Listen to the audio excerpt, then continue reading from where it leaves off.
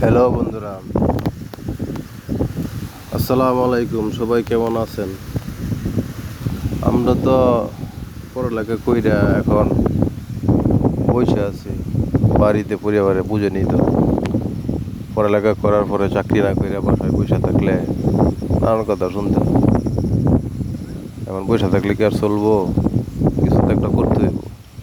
পরীক্ষা দেওয়ার জন্য এনে এনে যাইতে হয়, ঠিক আছে না? খরচ টরচ আছে। এখন পরিবার থেকে তো আর নেওয়া যায় না। শেষ বয়সে সেই অবস্থা হইলে কি যে যন্ত্রণা, আমার মতো যারা আছেন এরা তো জানেনি।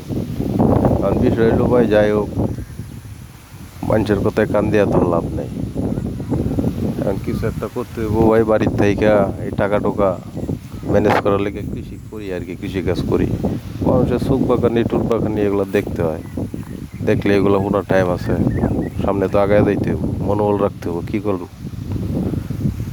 এই জন্য আর কি, এই যে মরিচ চাষ করলাম কিছুদিন আগে, করলা করলাম, ঠিক আছে, বিনোদনের শাক চাষ করি আর কি। এখন আপনাদেরকে একটা টেক্সট ফার্মিং আর কি, বুঝছেন না? শশা চাষ আমাদের এলাকায় তেমন একটা করে না। না করার কারণ হলো বিভিন্ন ধরনের সমস্যা এখানে আছে, যেমন ধরেন পরিবহনের সমস্যা। আমাদের এখানে রাস্তাঘাট কম আর কি। এরপরেও এখন রাস্তাঘাট হইতেছে আস্তে আস্তে, একটা ব্যবস্থা হইতেছে আর কি। তো একটু জায়গা করলা করার পরে একটু জায়গার মধ্যে একটু শশা করলাম এই কারণে যে দেখার জন্য যে কেমন হয়। এই যে দেখেন, আমার শশা খেতে চলে আসছি। এই হলো আমার শশা ক্ষেত। মানে বিক্রি টিক্রি করে ফেলছি অনেক। এটা এখন শেষের দিকে আছে আর কি, বুঝছেন? গাছ টাছ তেমন একটা ভালো না। আমি ঢাকা চলে গেছিলাম, তখন ওষুধ টষুধ দেওয়া যায় নাই।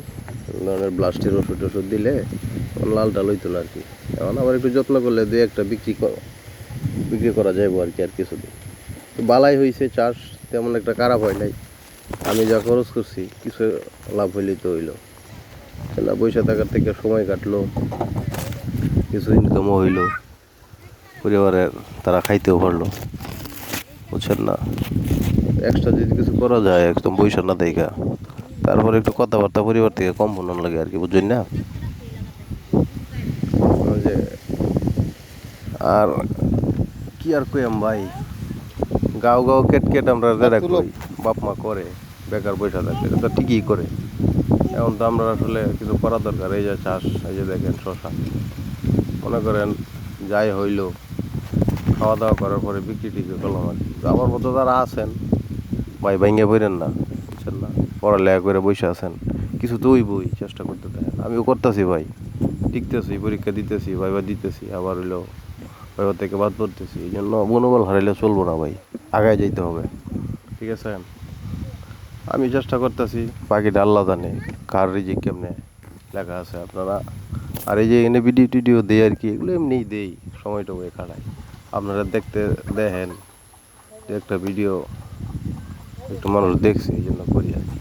আরও অনেক চাষ টাস করি, সব কিছু দেওয়ার সময় পাই না ভাই, বুঝলেন না? গ্রামে থাকি তো, নেটওয়ার্ক ইন্টারনেট